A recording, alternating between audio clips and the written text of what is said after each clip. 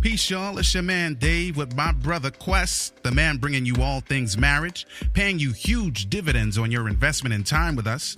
We're talking about love, sex, having children, money, spirituality, life, communication, and anything else to help you thrive and win in your relationships. And guess what?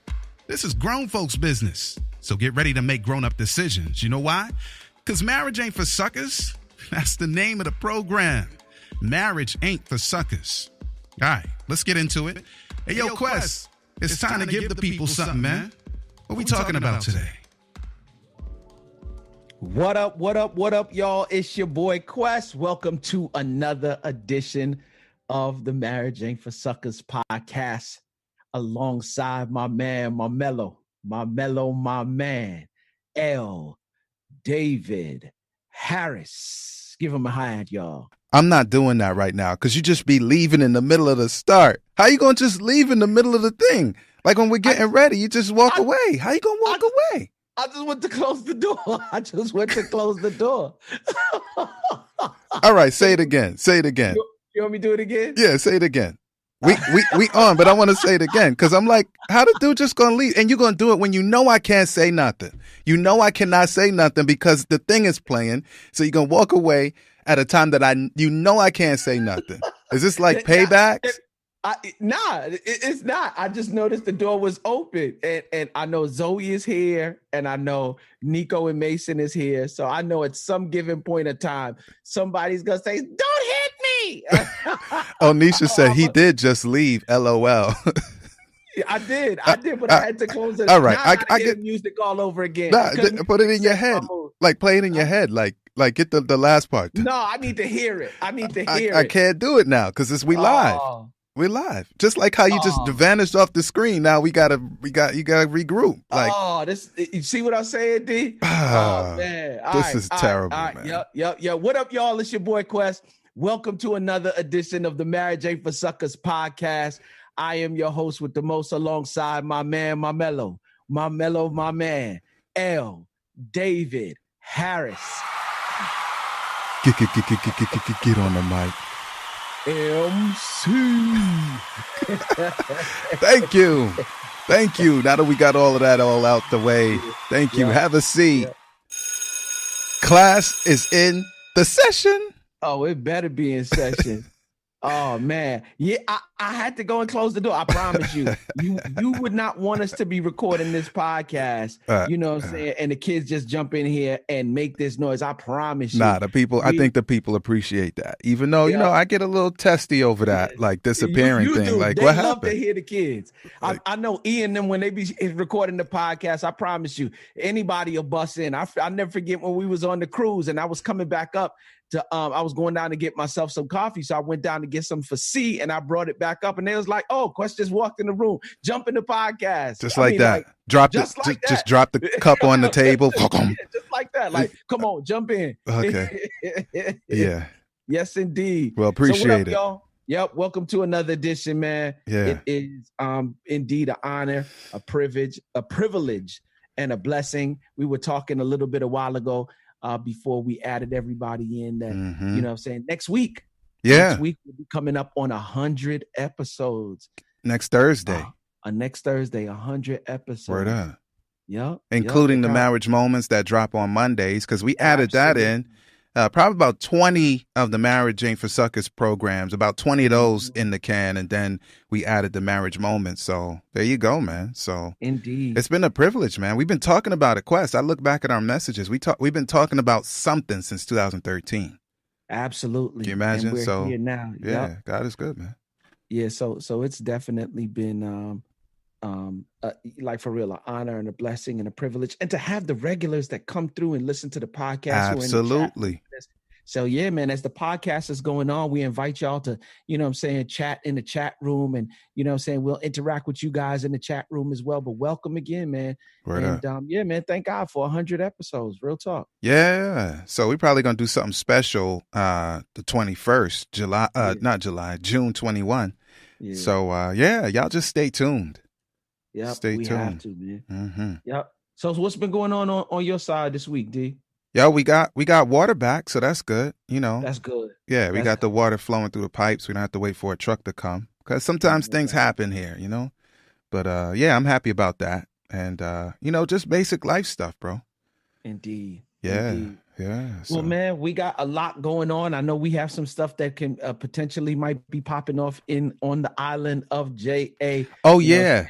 Mary Jane for Suckers might be doing a little something on the island real soon. Yeah, man. So yeah, we'll talk more as that develops. Yeah. Oh yeah. June 29th. Yeah. Rated R Chicago. It's been confirmed. Everything is in place. Stand up. So yeah, guys, if you want to be in the building, I promise you, people always ask me 2D, what is rated R? The R in rated R stands for relationships. So really it's rated relationships.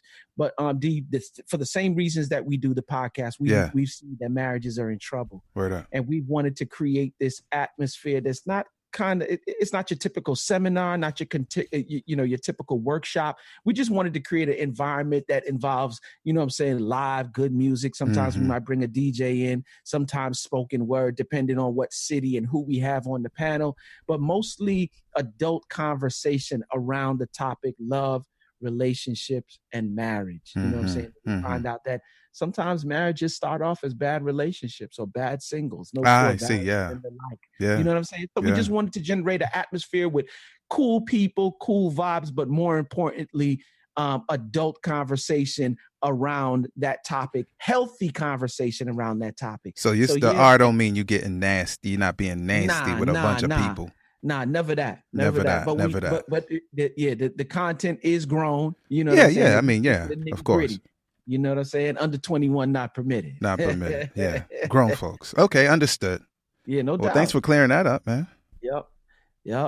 Man, shouts out to all my boys who are traveling up to Gatlinburg. You hurting still, Quest. This weekend. Man. I'm feeling it, man. Yeah. I want to be there, but I got to be in Atlanta for Game Changers, man. Well, you know what I'm saying? Just wishing them traveling mercies, man. Y'all enjoy for me. I'll check in via FaceTime or something and cry. The mountains going to miss you, man. Oh, they going to miss me and cry because I'm not there, man. Yeah. Yes, indeed. Word. Yep. Well, D, as always, man, you know that we've been, well, let me give it to you first because I don't know if you want to play your intro or not. Yeah, you know what I'm saying? Because I know sometimes you like to do that. It's on the screen, but it was for something else. You want me to do it now? I could do that. Bust. Yeah. Yeah. Oh. Queued up. Let's get it. Come on.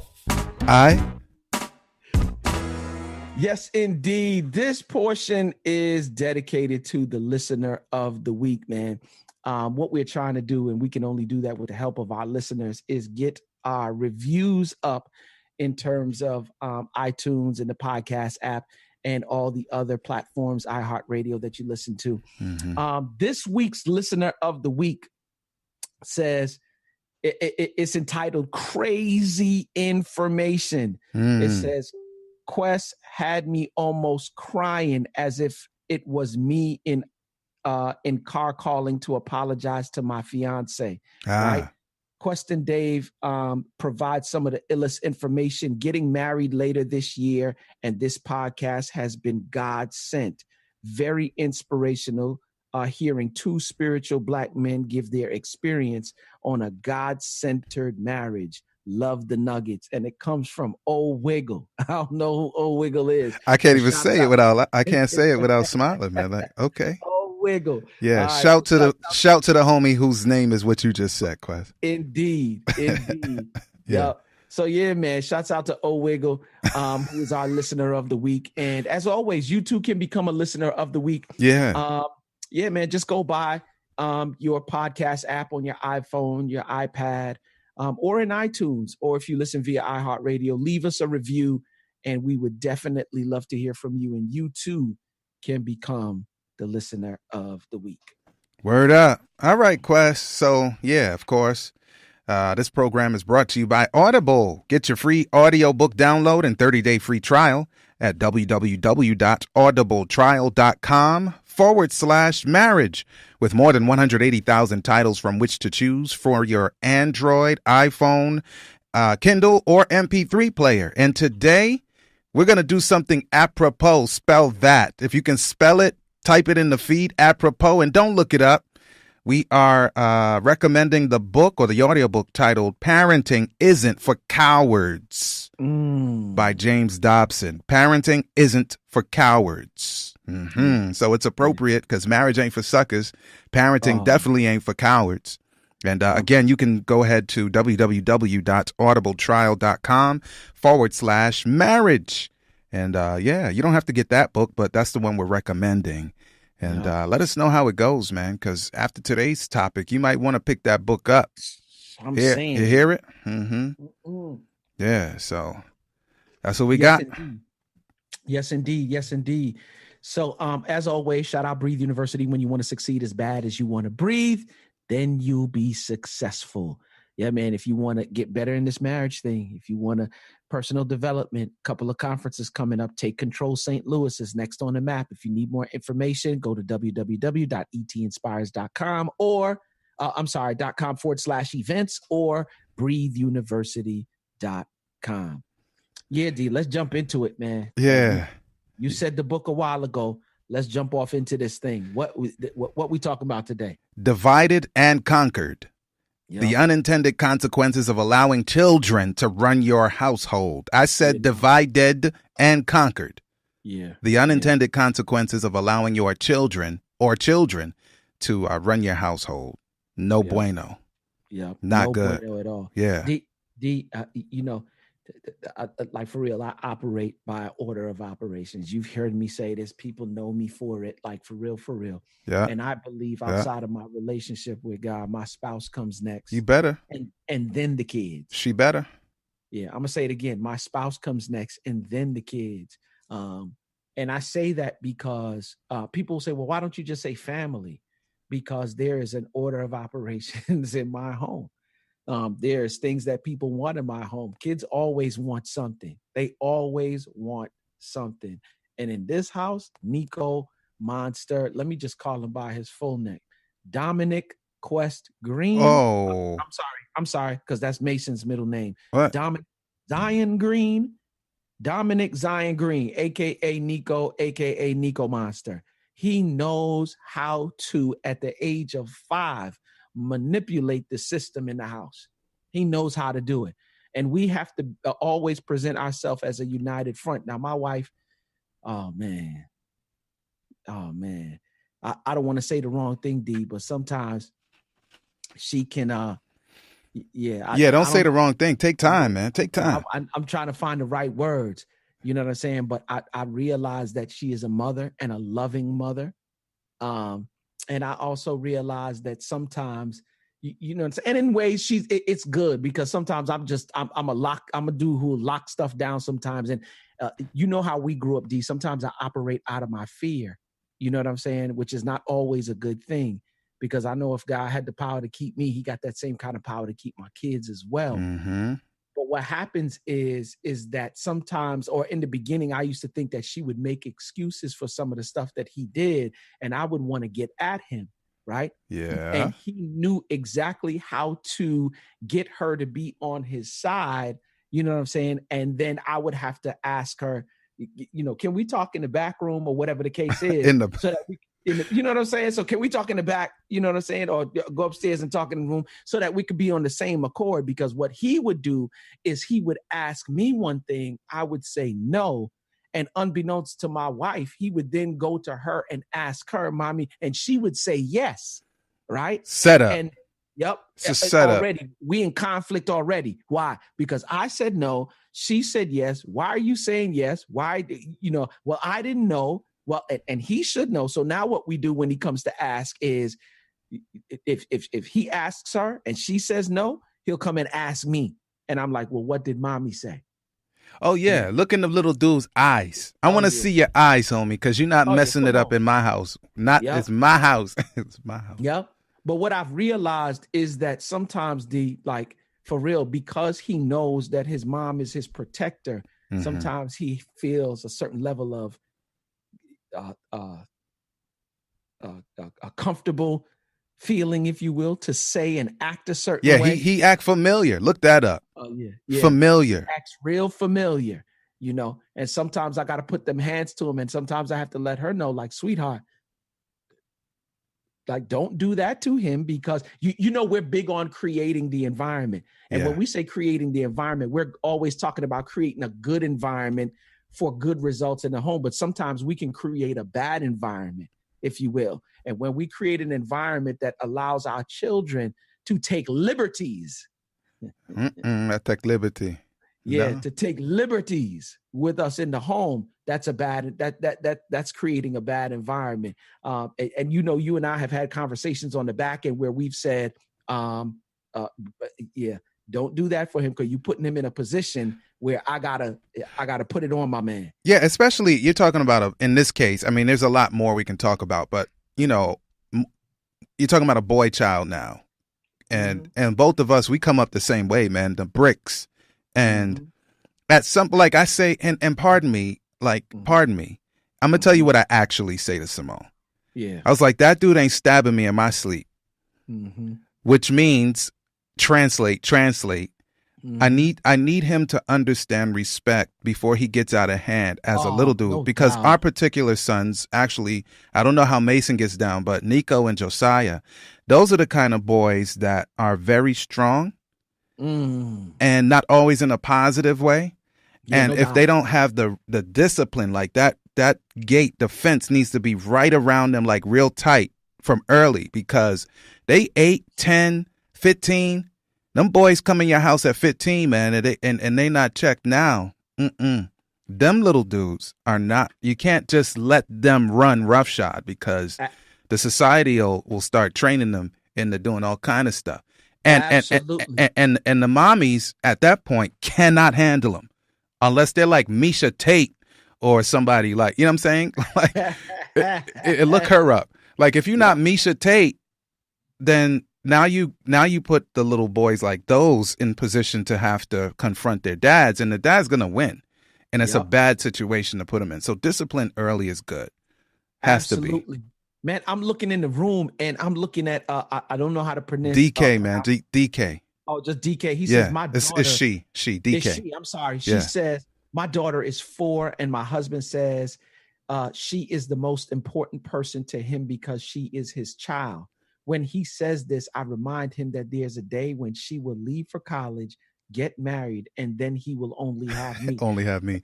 Listen, you better listen, Darren. I know you on. I see you on. Listen up, Darren. Come on, man.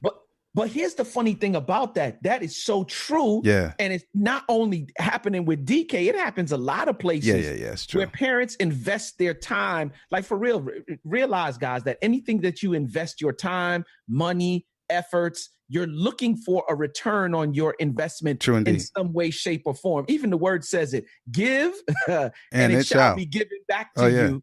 Pressed down, shaking together, running over with good measure, right? So there's a give and then there's a return on your investment. Yeah. And the return is not always money.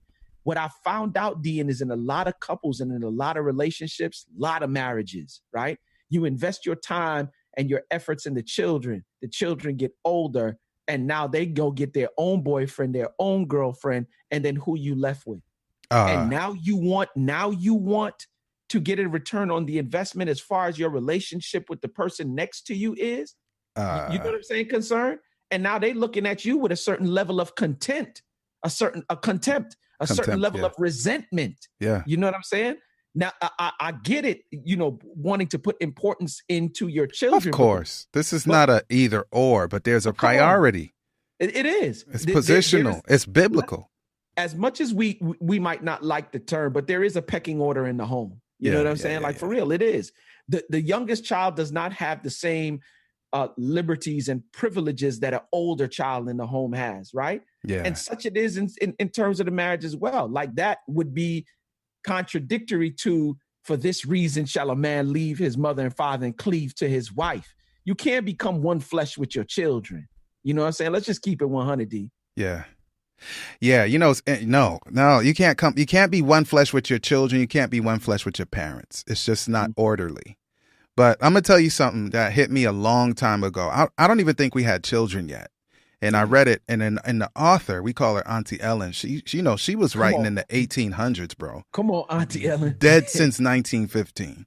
And she says something like this, and I've seen it in some households. It's not always the same. I'm just saying it, but this may resonate with some of the parents out there, right? Yeah. So okay, so mommy's in the ring. I'm gonna put it in the way I say it, right? So mommy's in the ring with the child all day, right? And for in whatever way you want to call it, I don't know if it's soccer mom, if it's stay at home mom, if it's mommy went to work and now mommy has the child before daddy pops up after work, whatever, right? So mommy's now tired. Because the child done worn him out. Not because the child's bad. We ain't talking about bad kids. That's a different program. Right? And then so she waits till she's completely exasperated. Right? And then she's like, take care of this. Like, okay, I'm at my wit's end. Take care of it. Handle it, daddy. Yes. And then daddy handles it. And then she's like, no, not like that. Like, that's too much. Yeah. And it's like, but what just went wrong? Like, you let the thing go, and again, this is just one example. You let the thing go to where now you're exasperated. You hand off, and your daddy's not an abuser. Daddy's a good guy. We hypothetically. Yeah. And then when daddy handles it, then you dial back. It's almost like domestic violence. Like you call the cops and then back off when the cops show up and say, never mind. Yeah. So it's like we have to be in lockstep because that situation turns into a schism between the two. And then you have another scenario where, the guy might be sort of come home after whatever and then act like nobody's up in the house. I need a break. And now it's like throw the kids at daddy, but daddy's like not interested. He's watching TV. He's hiding in the closet. I don't know what he's doing. And now the child is confused now because now it's like, but daddy, and no, mommy. And the mommy's like, go to your father. And your father's like, I'm busy right now. And now it's a big thing in the household. You feel how stressful that sounds? Oh, come on. And we haven't even gotten to bed except it's bedtime, but we haven't gotten to bed yet because now y'all got beef in the house. Yep. That's the simple stuff. We didn't even talk about the complex stuff. Well, yep. Yeah, go ahead and say amen if anything remotely close to that has happened in your household. I know exactly what it is, but one of the things that Faith and I have done in terms of our home is we've declared that outside our spiritual relationship, our relationship with each other is the most important thing. Yeah, true indeed. You know what I'm saying? We don't care about. You know what I'm saying? Our relationship, where are we in, as far as intimacy is concerned? Where are we emotionally? Where are we mentally, financially? We're all of these different things. Where are we together before we even, now we're not saying that we neglect the care of our children. They're important. We take care and make sure. Of course.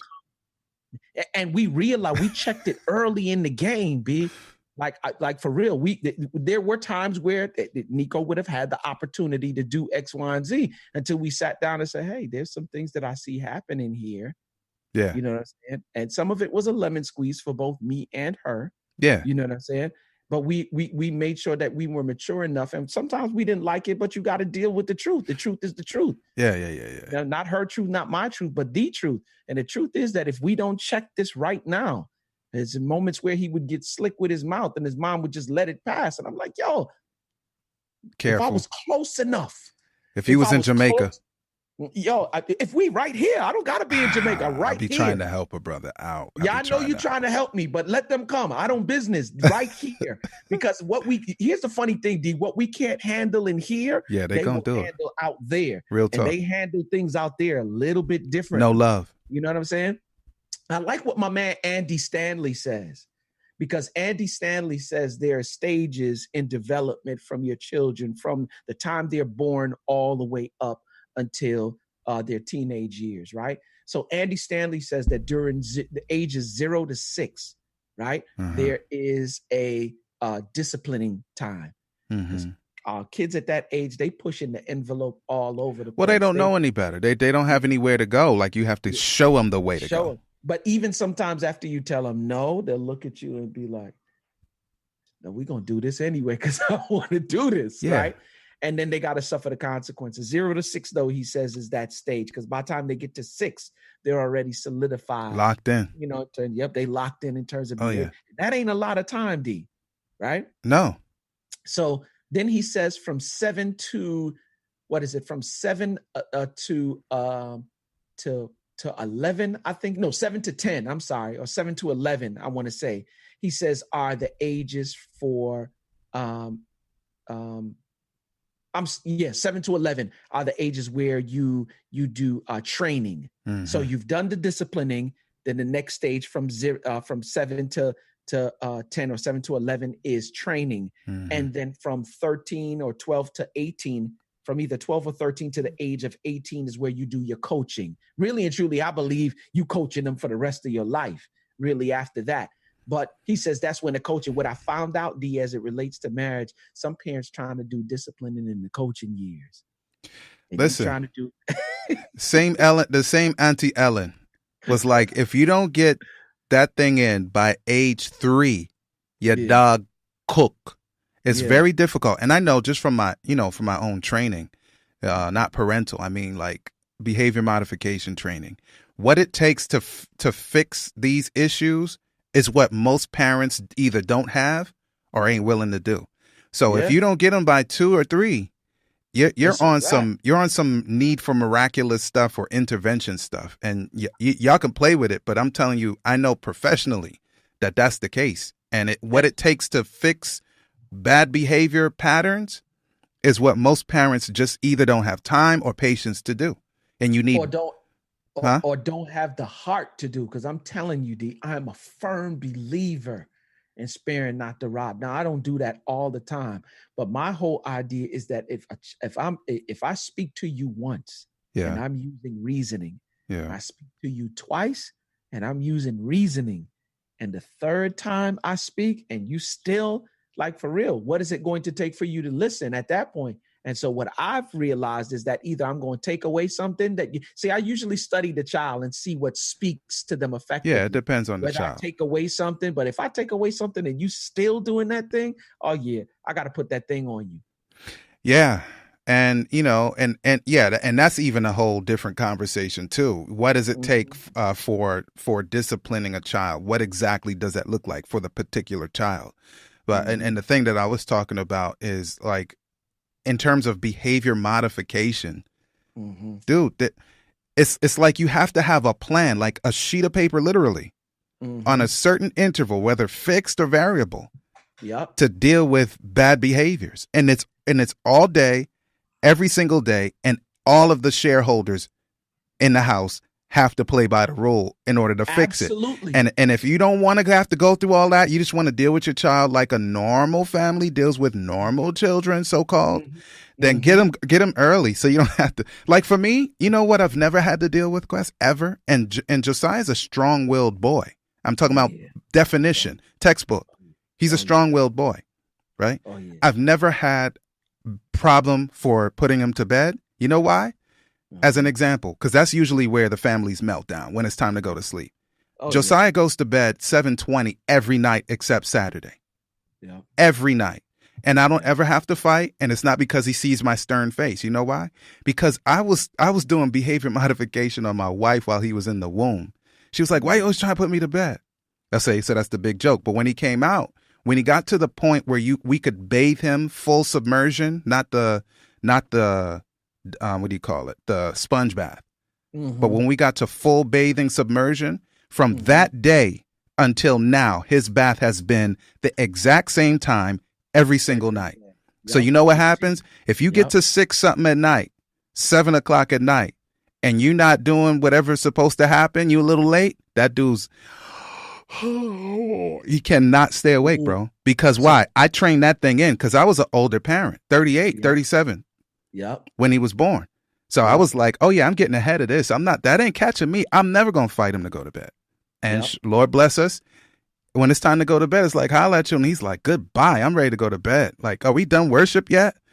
So then what you're saying is then the reason that some of us are running into problems as far as that is concerned is because you haven't established a routine. For them to, 99% of the time that's the case. Sometimes you have extremes, but most of the time that's the case. Yes. But here's another flip side of it. What I have also seen is parents make excuses. And I'm not saying both of them. I'm saying one side making excuse and one saying like, no, that's a problem. Parents making excuses for the behaviors of their children. Yeah. Like, oh, he's just this. Oh, he's just tired. No, he just misbehaving. And if I talk to him one more time, you know what I'm saying? Like, for real, I've seen situations where, oh, he's just tired. He's hungry.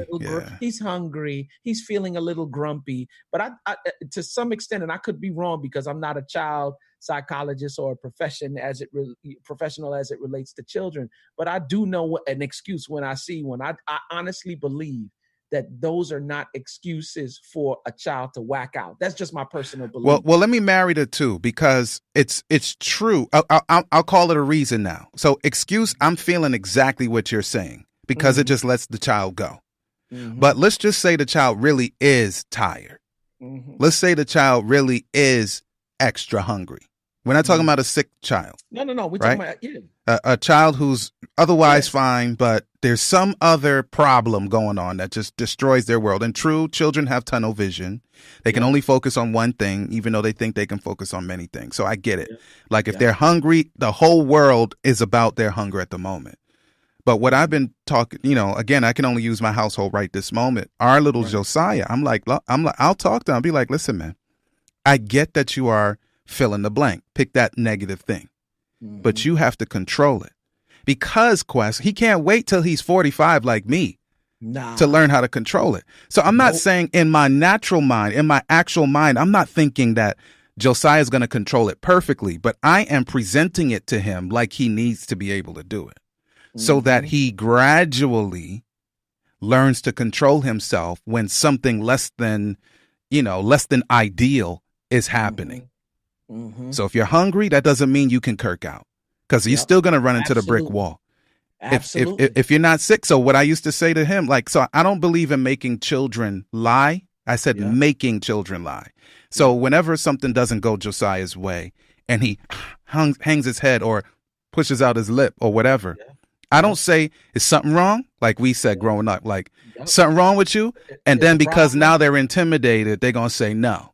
Unless they real broad, and then they're going to get, another problem. But so I don't want to make him lie by saying no, right? Because he's looking at me. I'm 200 pounds. I'm lifting weights. He's not going to say, yeah, I got a problem. What? So I say, something wrong with your lip? So I break it down smaller. If his neck slump, something wrong with your neck? He falls on the floor. It's like, is something on the floor you looking for? Now he can tell the truth. It'd be like, no, and I can check him. So I don't believe we should put our children in a position where they're going to lie or, is something wrong? They're going to say no. Of course something's wrong because that's why they're acting out. Right? Absolutely. Yeah. So we have to be on the same page. And Simone and I happen to be on the same page. She doesn't like everything I do. I don't like everything she does. But when it comes to him, at the moment, we're a united front. Because we don't want beef. And we know that both of us could be short-sighted in a moment. And so we just run with the other person because neither one of us are going to abuse him or neglect him or disrespect him. So we just have a difference of opinion and it's all good. So in essence, what parents need to do in order to, I guess, get rid of the division is seriously sit down and have some talks about what excuses are, what the behaviors are, and be, okay, we always say it, D, there's your truth, there's my truth. Now there might be 4 parts because there's his truth now. And then there's the truth. Are what you and I saying about our children the truth? I love what oh gosh, that story I told you the other day is coming to my mind. Yeah, no doubt. I love what DK is saying here. She says, amen. It has been happening here, but there has to be communication. If one spouse calls before and says, I'm having a real bad day and need some time, then there has to be a decision between the two to determine who will tend to the child/children.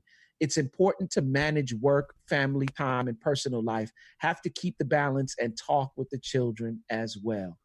And the key to all of that, like if you because time is very fluid, it's dynamic. It has no end, right?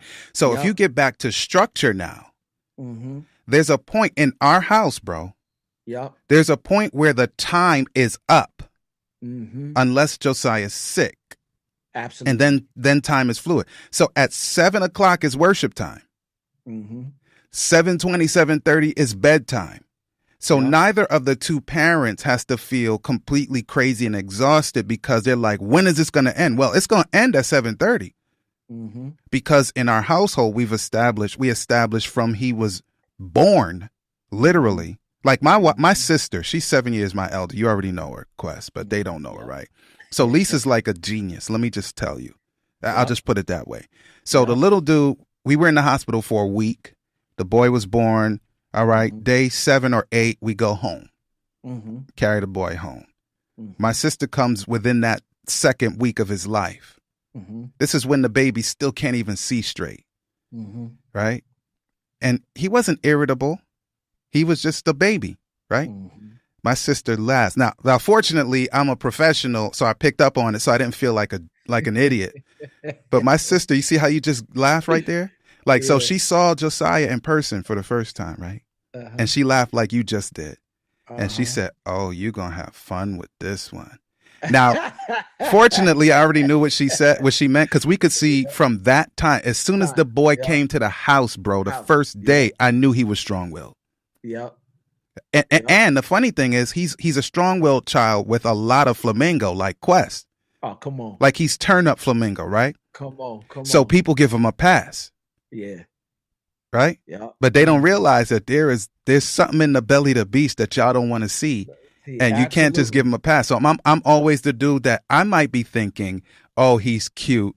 Oh, he might have melted me internally, but externally I'm a brick wall, because that boy is getting a pass from everybody all the time. So I'm like, I'm always the brick wall. And then when he's done doing what I say, then I warm up to him. I start cuddling him again, all that. Yep. Absolutely. But I'm still a brick wall, because he's going to pass through life, man, because nobody checks him.